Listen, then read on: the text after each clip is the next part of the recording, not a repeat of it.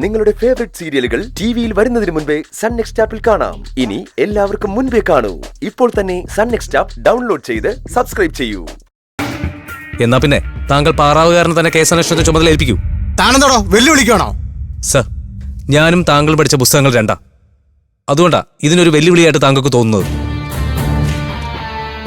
Mister Indrajith, ഈ കൊലക്കേസ് പ്രതിയെ പിടികൂടാൻ നിങ്ങൾക്ക് അനുവദിച്ച സമയം വളരെ കൂടുതലാണ്.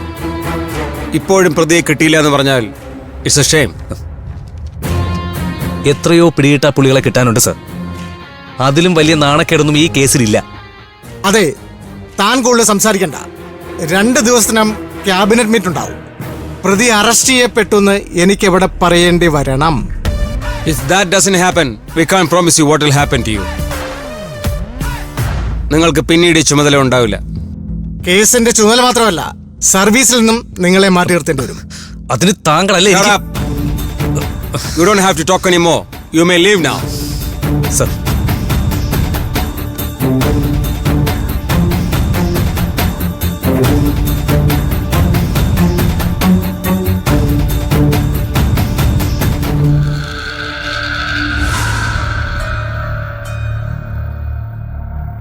നമസ്കാരം ACP സാറേ. ആ, നമസ്കാരം. ഇരിക്കും. തൽക്കാലം സ്വീകരിക്കാനല്ലേ ഞാൻ ഇങ്ങോട്ട് വന്നത്. നിങ്ങൾ കുറെ നാളായിട്ടൊരു പ്രതിയെ തപ്പി നടക്കുന്നുണ്ടല്ലോ. ആ പ്രതിയുടെ പൂടെയെങ്കിലും കിട്ടിയിട്ടുണ്ടെങ്കിൽ അതൊന്ന് കാണാനായിട്ടാണ് ഞാൻ വന്നത്. എന്താ എടുക്കാനുണ്ടോ? ഈ പ്രതിയുടെ പൂട കിട്ടിയിട്ടില്ല. കിട്ടുമ്പോൾ ഞങ്ങൾ ഇവിടെ പ്രദർശിപ്പിക്കാം. അപ്പൊ ഒന്ന് കണ്ടാ മതി. ACP സാറിന് ഞാൻ ആരാണെന്ന് കറക്റ്റ് മനസ്സിലായിട്ടില്ല. SI സാറേ, ഒന്ന് പറഞ്ഞു കൊടുത്തേരെ. ഓ, മിനിസ്റ്ററുടെ മകനാണ് സർ, രുദ്രൻ. എടോ, 20 മിനിസ്റ്റേഴ്സ് നമുക്കുണ്ട്. അതിൽ ഏത് മിനിസ്റ്ററുടെ മകനാണ്? സർ, കൊല്ലപ്പെട്ട രാഹുലിന്റെ ബ്രദറാണ്. ഓ, ഇപ്പോ മനസ്സിലായി. പ്രതി എവിടെ സാറേ? പ്രതിയുടെ ഫോട്ടോ പോലും ഇപ്പൊ ഇവിടെയൊന്നും കാണുന്നില്ല. അന്വേഷണം എവിടെ വരെയായി? അതിന്റെ നാൾ വഴികളൊന്ന് പറഞ്ഞു തന്നാ കേൾക്കാം. അല്ല, അന്വേഷണത്തിന്റെ നാൾ വഴികളെ മാധ്യമങ്ങൾ ഇടയ്ക്കിടയ്ക്ക് പറയുന്നുണ്ടല്ലോ. ഇടയ്ക്കൊക്കെ ഒന്ന് ന്യൂസ് കേൾക്കുന്നേ. എടോ ACP, കൊല്ലപ്പെട്ടത് എന്റെ അനിയനാണ്, അല്ല തന്റെ അമ്മായിയപ്പനൊന്നുമില്ല. എടോ, സ്വന്തം അമ്മായിയപ്പൻ ആരാണെന്ന് അറിയാത്തൊരുത്തനാ ഞാൻ. മനസ്സിലായില്ലേ? ഞാൻ കല്യാണമൊന്നും കഴിച്ചിട്ടില്ല. പിന്നെ അനിയനെ തട്ടിയ പ്രതിയെ അന്വേഷിച്ചാണ് സാറ് വന്നതെങ്കിൽ ആ സാധനം ഇവിടെ ഇല്ല. ഞങ്ങൾ അറസ്റ്റ് ചെയ്തിട്ട് അറിയിക്കാം. അപ്പൊ വന്നാ മതി. ഇവിടെ പുതിയ ആളാണല്ലേ, അധികം വിളയണ്ട. രുദ്രൻ ചോദിക്കും, താൻ ഉത്തരം തന്നാ മതി.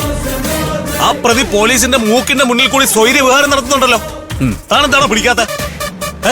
സർക്കാരിന്റെ ശമ്പളം വാങ്ങിച്ച് തിന്നാൻ കാണിക്കുന്ന തിടുക്കം പ്രതിയെ പിടിക്കാൻ കാണിക്കാത്ത? പ്രതി പോലീസിന്റെ മൂക്കിൻ കീഴിൽ സ്വൈര്യ വിഹാരം ചെയ്യുന്നുണ്ടെങ്കിൽ അതിനുള്ള തെളിവ് കൊണ്ടുപോവാ. റോസ്മേരി ഹോസ്റ്റലിലെ 5 പെമ്പിളരുമായിട്ട് പ്രതിക്ക് കണക്ഷൻ ഉണ്ട്.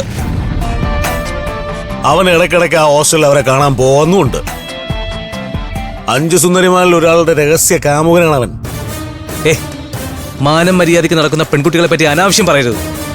സംശയം അത് അനാവശ്യമാണെങ്കിലും രുദ്രൻ പറയും. ആ പ്രതിയുടെ ഷെൽട്ടർ 5 സുന്ദരികളാ. അത് തനിക്കും അറിയാം.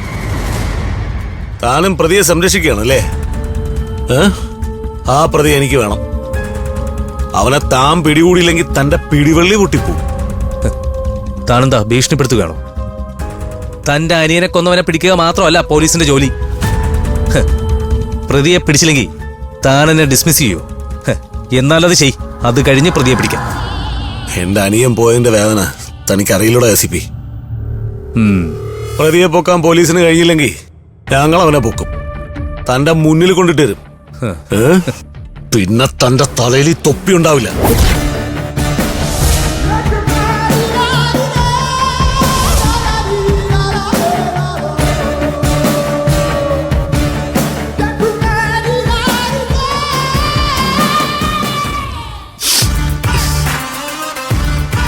സാറേ, അവരുമായിട്ട് മുട്ടുണ്ടായിരുന്നു. നമ്മൾ എന്തിനാണ് ഇവന്റെയൊക്കെ കൊട്ടുകൊള്ളുന്നത്? ഒരിടത്തുനിന്ന് DGPയുടെ കൊട്ട്, ഇവിടെ വന്നപ്പോ ഇവന്മാരുടെ തട്ട്. വല്ലാത്തൊരു അവസ്ഥയാണല്ലോ. ആ പ്രതി എവിടെ പോയി മുങ്ങിയെന്ന് ഒരു പിടിയും കിട്ടുന്നില്ല.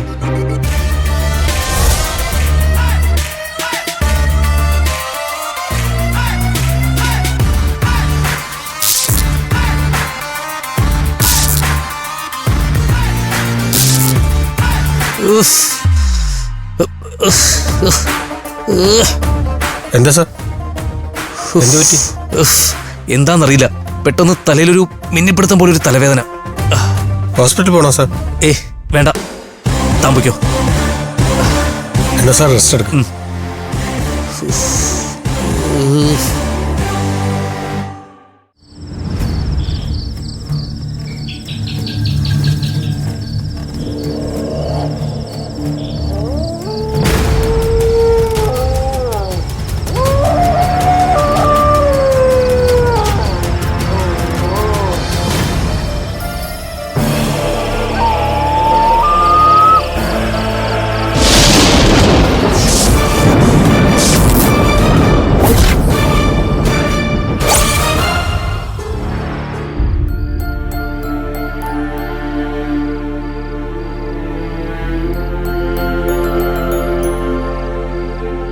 വൃന്ദയും അനന്യയും ആരവിനെ കാവലിരുത്തിയ നന്നായി.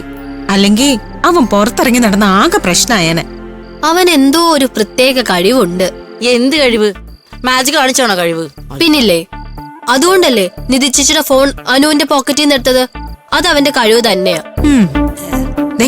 ആരവിന്റെ കഴിവിനെ പറ്റി നിങ്ങളാരും തർക്കിക്കണ്ട. എന്തൊക്കെയോ സൂത്രപ്പണികൾ അവൻ അറിയാം. അതുകൊണ്ടാ ആർക്കും അവനെ പിടിക്കാൻ കഴിയാത്ത.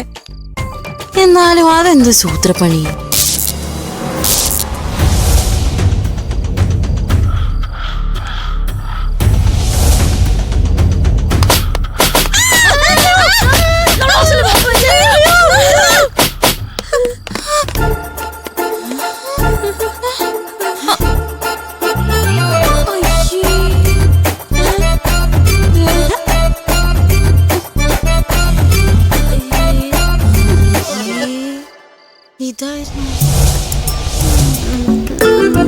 എന്തൊരു ശബ്ദമായിരുന്നു, ഞാൻ ശരിക്കും പേടിച്ചുപോയി.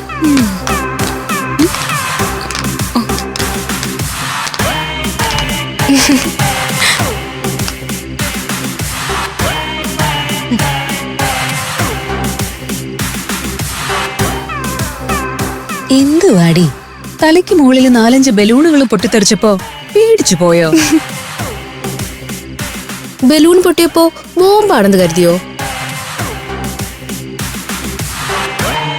നിങ്ങൾ ഭയങ്കര ധൈര്യശാലികളാണെന്ന് പറഞ്ഞിട്ട് ബലൂൺ പൊട്ടിയപ്പോ പേടിച്ചു പോയല്ലോ.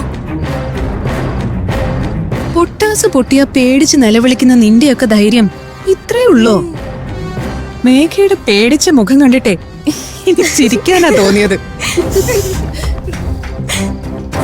ബലൂൺ പൊട്ടിയപ്പോ പേടിച്ച നീയൊക്കെ ഒരു ഗോസ്റ്റിനെ മുന്നിൽ കണ്ടാൽ പേടിച്ച് ചത്തു വീഴുമല്ലോ.